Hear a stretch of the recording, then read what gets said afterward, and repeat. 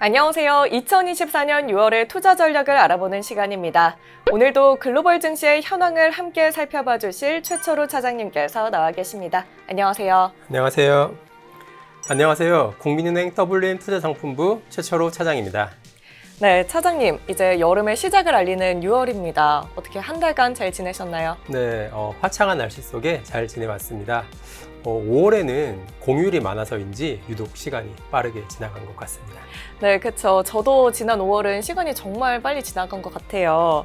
이제 6월이 되면서 본격적인 더위가 찾아올 텐데요. 이 영상을 시청하시는 모든 분들이 무더위에 지치지 않고 건강한 나날을 보내길 바라겠습니다. 그럼 이제 증시 동향부터 살펴보도록 하겠습니다. 차장님, 지난 5월의 흐름에 대해서 먼저 리뷰를 해주실까요? 네, 5월 글로벌 증시는 미국의 4월 소비자 물가지수가 시장 예상치를 하회하면서 인플레이션 둔화 기대에 따라 통화 긴축 우려가 완화되면서 상승세를 보였습니다. 연초 이후 물가 지표가 반등하면서 금리나 경로에 대한 불확실성이 커졌었는데 이번 물가 지표 발표 이후 디스인플레이션 기대가 재차 높아지면서 위험자산 선호 심리가 강화되는 모습입니다. 아울러 미 연준이 빠르면 올해 하반기에 금리를 인하할 것이라는 기대와 더불어 1분기 기업 실적이 호조세를 보이면서 미국 3대 지수가 사상 최고치를 경신하기도 했습니다. 다만 여전히 매파적인 스탠스를 보이는 연준 위원들의 발언과 단기 급등에 따른 차익 매물이 출회되면서 월 후반부 들어서는 상승폭을 일부 반납하는 모습입니다. 네, 물가 우려가 다소 완화되었던 5월의 증시 동향을 들어봤습니다. 차장님, 금리 인하 기대가 다시 높아졌다고 말씀을 해주셨는데요. 연준의 통화정책 전망에 대한 추가 설명 좀 부탁드립니다. 네, 우선 연준의 통화정책이 완화 기조로 전환하기 위해서는 인플레이션 둔화가 이어져야 합니다. 험난한 과정을 거칠 것으로 예상했던 인플레이션은 4월 미국 CPI 발표 이후 물가 안정에 대한 기대가 다시 강화되는 모습인데요. 아울러 연준이 통화정책에 참고하는 핵심 물가지표의 하방 경직성이 완화되면서 하반기 금리 인하 사이클이 시작될 것이라는 전망이 힘을 얻고 있는 상황입니다. 다만 연준 위원들이 여전히 통화정책에 대해 신중하면서도 매파적 스탠스를 보이고 있고 현재 물가 수준이 금리 인하에 대한 확신을 갖기에는 불충분한 수준이라는 점에서 향후 2에서 3개월 동안의 물가 경로가 연준의 인하 여부를 좌우할 전망입니다. 만약 3개월 동안 물가 지표가 하락세를 보인다면 연준의 금리 인하 가능성이 높아질 것으로 판단하는데 그 시점은 9월이 될 것으로 예상하고 있습니다. 또한 이러한 디스인플레이션 기조 속에 11월에도 추가 인하를 예상하면서 연준은 올해 2회 금리 인하를 단행할 것으로 전망합니다. 네, 연내 인하가 예상되는 연준의 통화정책 전망에 대해 확인해봤습니다. 이제는 KB하우스 뷰의 변화를 알아볼 시간인데요. 6월에는 어떤 변화가 나타났을까요? 네, 6월 KB하우스 뷰는 신흥국 채권, 하이힐드, 리츠에서 변화가 나타났습니다. 신흥국 채권은 장기 투자 매력도가 5점 척도를 기준으로 4점에서 3점으로 한 단계 하락했는데요. 브라질, 중국 등 일부 신흥국의 장기금리 상승 리스크가 확대된 점이 하향 조정의 배경입니다. 그리고 하이힐드는 단기 투자 매력도가 3점에서 4점으로 한 단계 상향되었는데요. 현재 침체 리스크가 낮고 기업의 부도 리스크도 완화된 점이 상향 조정의 주요 원인으로 꼽을 수 있겠습니다. 마지막으로 리츠 자산군은 데이터 센터 및 견조한 주거 자산에 대한 선호가 지속되는 가운데 금리 인하 기대를 반영하면서 단기 투자 선호도를 2점에서 3점으로 한 단계 상향 조정했습니다. 그리고 추가적으로 5월 월간 자산군별, 지역별 성과를 살펴보면 주식 자산군 중에서는 미국 증시의 성과가 가장 양호한 흐름을 나타냈습니다. 금리 인하 기대와 더불어 양호한 실적 모멘텀을 보유 중인 기술주가 강세를 보이면서 증시의 상승을 뒷받침하는 모습입니다. 한편 가장 약세를 보인 자산군은 국제유가입니다.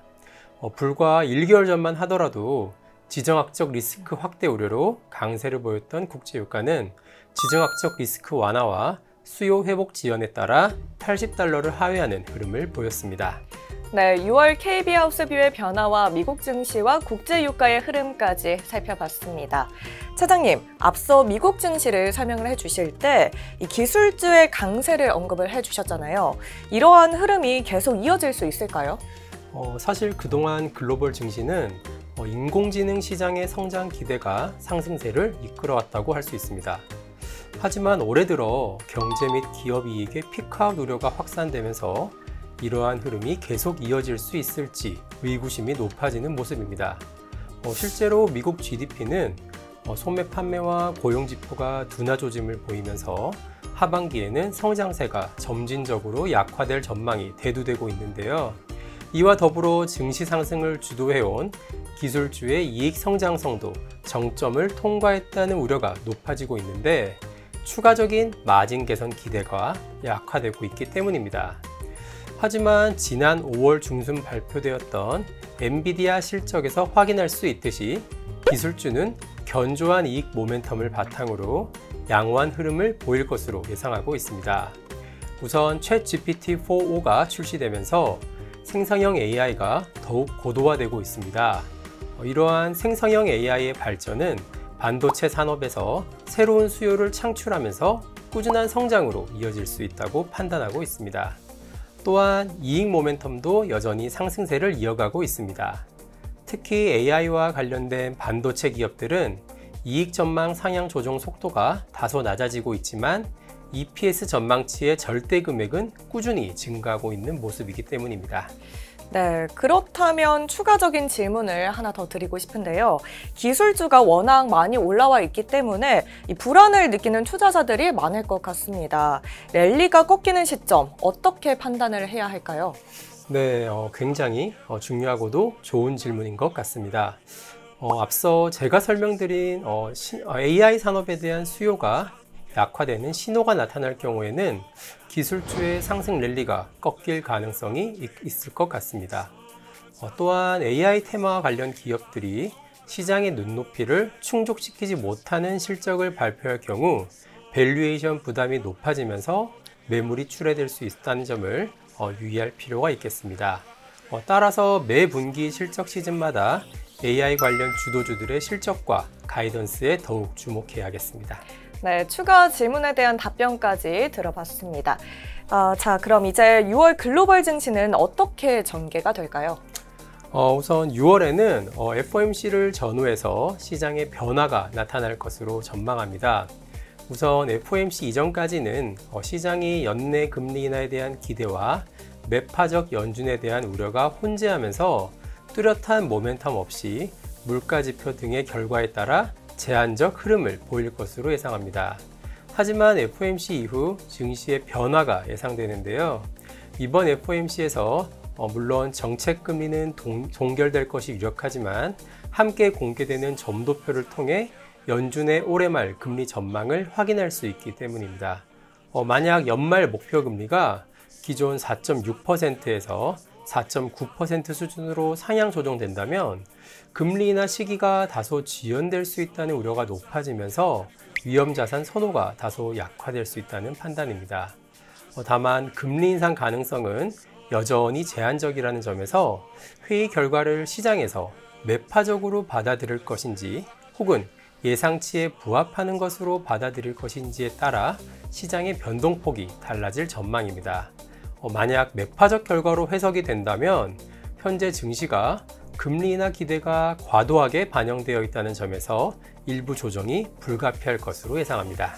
네, 6월 증시 전망을 살펴봤습니다. FOMC 결과에 따라서 변화가 나타날 수 있다는 점 꼭 기억하도록 하겠습니다.